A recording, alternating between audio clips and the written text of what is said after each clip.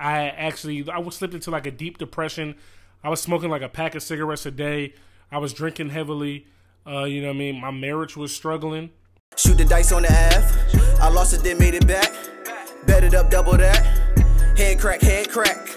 Get the cash, get the ass. Steve Nash with the pass. Got the drive, no crash. Only do beef with the mash. Yo, what's good, everybody? It's your boy Uncle Sam's Reject here, and today we're doing something a little bit differently. Today we're going to be knocking out our 5K Q&A. I want to thank you guys again from the bottom of my heart for helping me reach this milestone. You know what I mean? We did this together. It's been fun, and we've grown really quickly. Like, in the grand scheme of things, we've grown slow to some people, but over the last few months, we've grown really quickly, and I'm really, you know what I mean, grateful for you guys for helping me get there. All right, man, so now to just kind of jump straight into it, we're going to go into our first question. It's from Brandon Rec 5. He asked me, what are my favorite teams? I know you're already a Cowboys fan, so we'll just break it down. So NFL, yes, I'm a Cowboys fan. College football, I'm a Hurricanes fan. College basketball, I'm a Tar Heels fan. When it comes to MLB, I'm a Yankees fan. In the NBA, I'm a Chicago Bulls fan. Now, I know that my favorite teams are all over the place, but I'm from New Jersey, and we don't have, like, yeah, growing up we had the Nets and everything like that, but the closest teams to me that most people root for are the New York or the Philly teams. And so, you know, my dad is an Eagles fan, my sister's an Eagles fan. A lot of people are Eagles, Giants, or Jets fans where I'm from, but growing up, I just always, you know, I always liked cocky athletes. So in the 90s, when I was really impressionable, you know, Deion Sanders, Michael Irvin, Emmitt Smith, Troy Aikman, all those dudes, they had a certain swagger to them that made me, you know, really want, you know, to root for that team. And, you know, I had uncles who rooted for the Cowboys and everything like that. And then when it comes to the Bulls, of course, the GOAT, Michael Jordan. But, you know, I've actually stuck through the hard times, you know what I'm saying, of being a Bulls fan. The 10-win seasons, the 15-win seasons, the season we're having right now, you know what I mean? Then the Yankees fan goes based off what I said about, you know, we root for New York and Philly teams, my part of New Jersey where I'm from. And then and then as far as the North Carolina Tar Heels, I've liked them since I was a kid, you know, like Vince Carter, Rasheed Wallace, Jerry Stackhouse, all those type dudes, you know what I mean? Like I said, people playing with swagger, Vince Carter dunking on people, you know what I mean, getting hype, celebrating the whole 9 yards. And I've stuck with these teams, you know, through the good and the bad, because you notice you can't call me a bandwagon because each of my teams have, you know, gone through hiatuses without winning or the playoffs or championships and anything like that. All right, so question number 2 is from K. Reeves. He asked, what made me a Cowboys fan? I just answered that. You know what I'm saying? Then he also asked, did I go to Rudy's Chicken when I was in Dallas? So, Kay, unfortunately, no, I did not make it to Rudy's Chicken.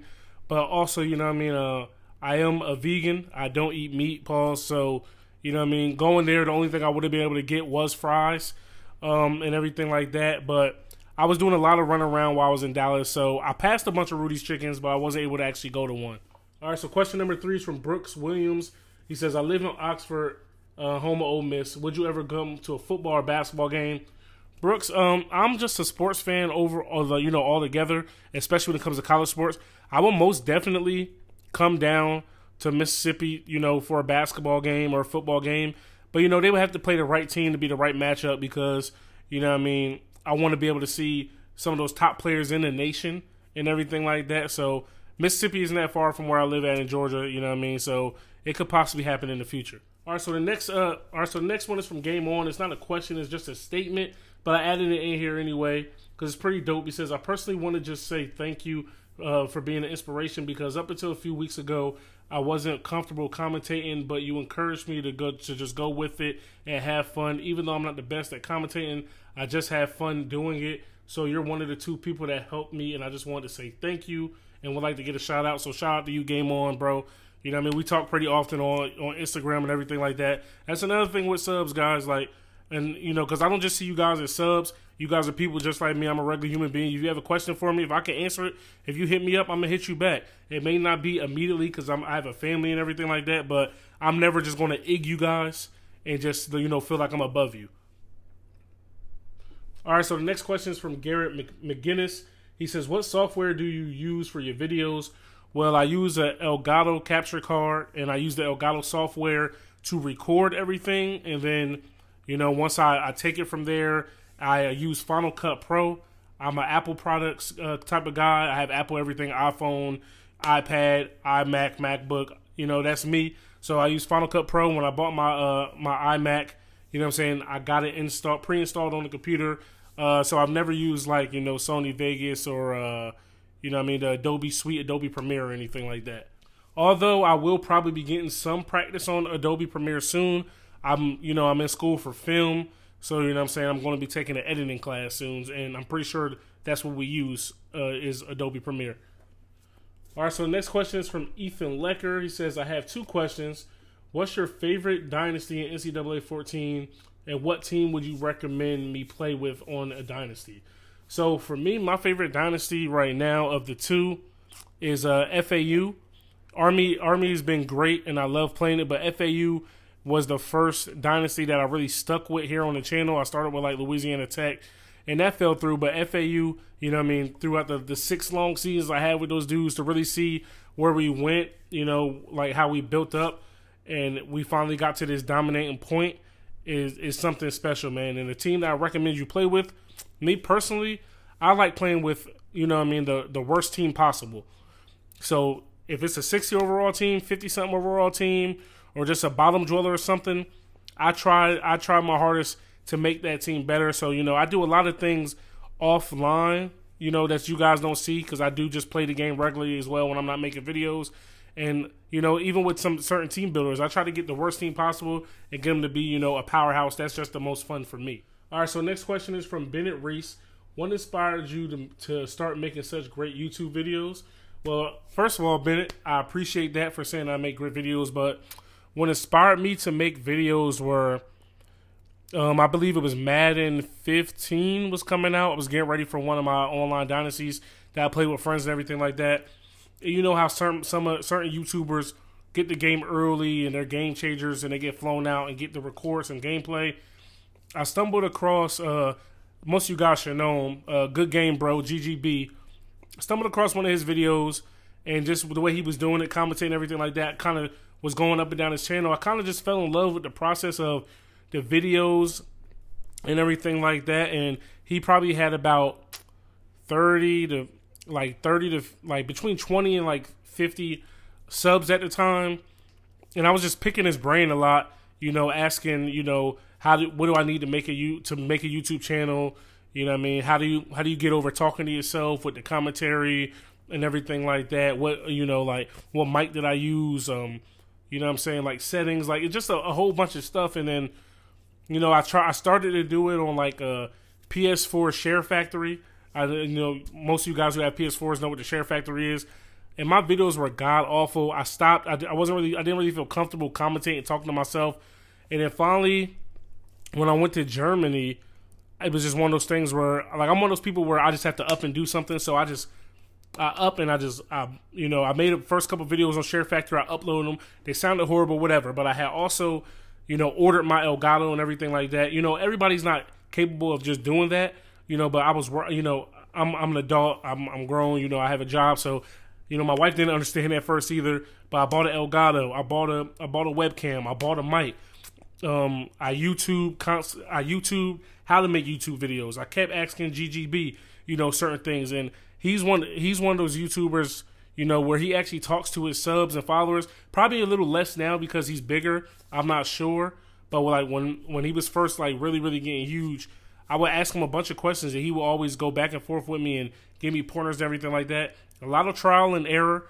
You know, a lot of videos I look back on now, it's kind of cringy. I'm like, ooh, I can't believe I used to sound like that. But you grow, and when you see your how you improve that growth over a steady time, it just feels great. Because I've been making videos since about 2015, off and on, but over the last year or so is when I've been able to really go hard and be like full time, you could say. You know what I'm saying? And that's when this channel started growing. Like once I moved into this house, I really started to hit it hard, and things have been growing for me. So that's what really got me into it. Just watching other YouTubers saying, damn, like people, you know, I've always loved to create. I've always loved to, you know, to make things for people, and just being able to do something with something you love. It, you know, it's fun. It just gives you, you know, and when you're having fun, I feel like you make better videos. All right, so the next question is from Youngblood Sports Talk Christian Skeleton. What was your first NCAA football game? Mine was the NCAA 12. So my first NCAA football game was like one of those Bill Walsh joints on Super Nintendo. You know what I mean? It had like the overhead camera view and everything like that. And I won a national championship with like Wyoming in that game. Like I remember it vividly, clear as day. You know what I mean? Winning that national championship. That was the first game. And I've been playing college football games. I've been playing college sports games ever since. You know what I mean? Up until their demise. But you see, I still play college sports games now, even though they don't even make them anymore. You know what I'm saying? But yeah, man, that just took me back. I was a little kid, you know what I mean, with a Super Nintendo playing college sports games. I picked Wyoming, like, you know, not even knowing who the good teams were back then. I just kind of picked Wyoming, and somehow I just won a bunch of games with them, and I won a bunch of back-to-back national championships. I don't think you recruited or anything back in those games, but it was fun nonetheless. Damn, that just took me back. All right, so next question is from Braden Davison. Where do you go to college? And P.S., you're my favorite YouTuber.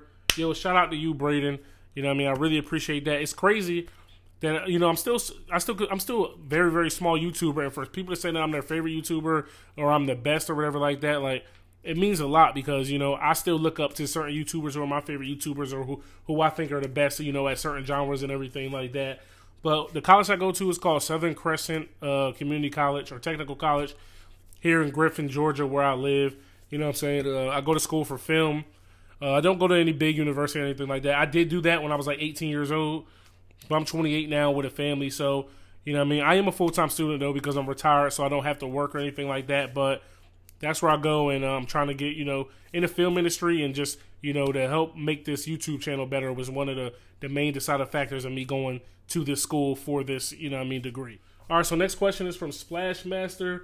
He asks, what is my favorite series on this channel? Wow. So my favorite series on this channel is probably going to be...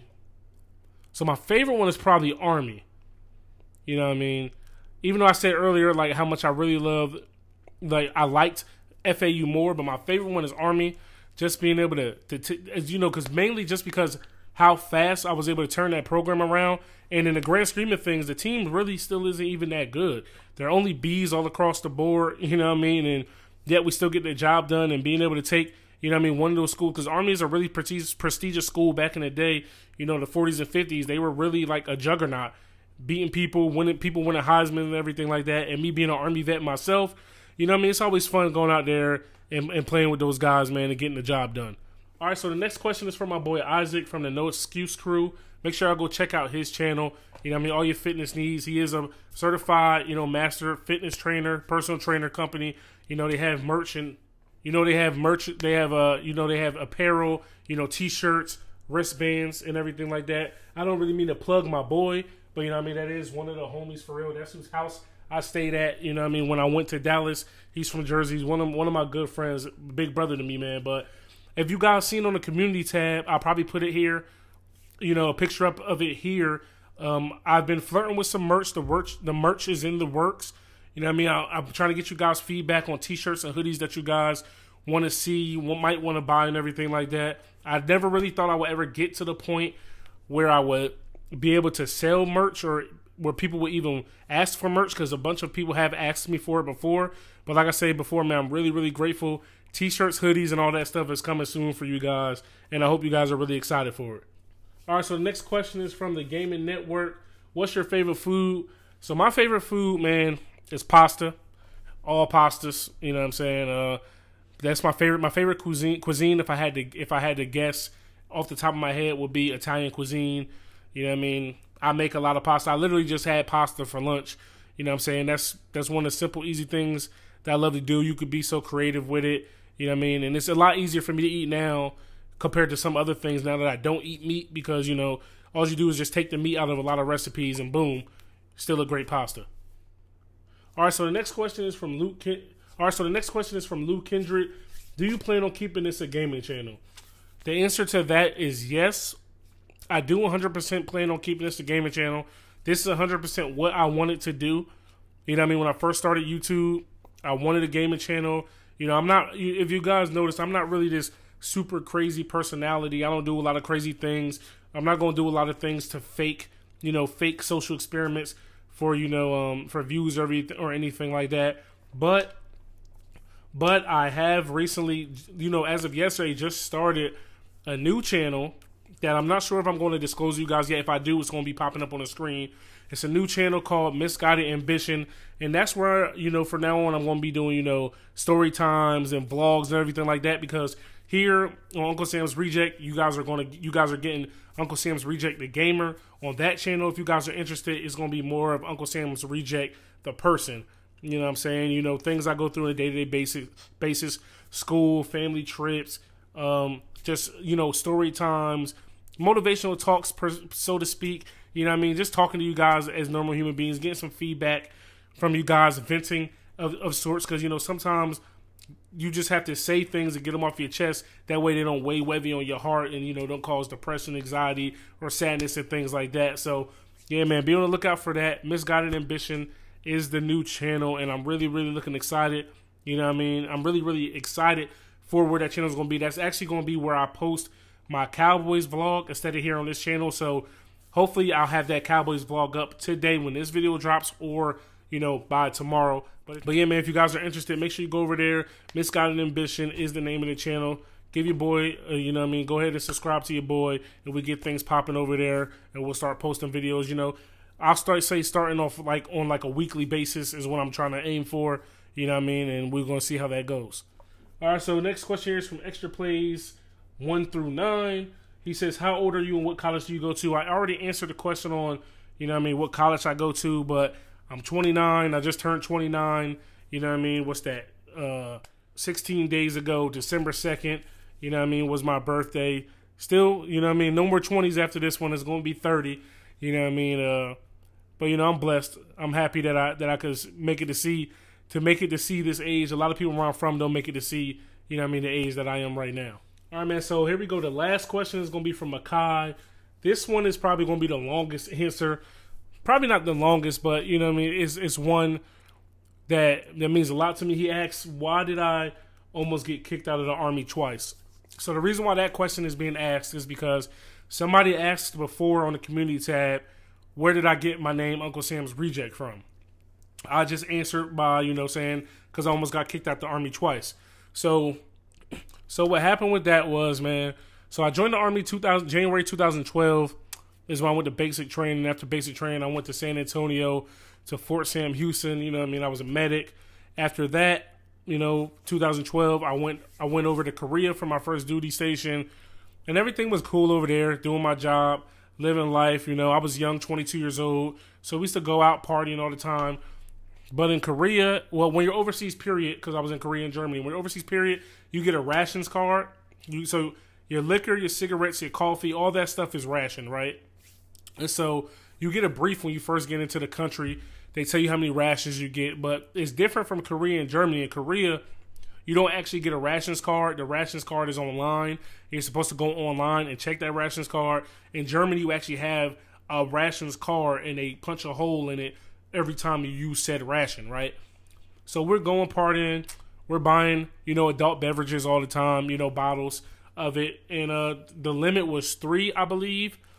And so we had gone over this limit a bunch of times, a bunch of months in a row. And we always thought it was 4. And so Big Army comes down, you know, they send an email down to the commander, like, these are your soldiers that are going over rations and everything like that.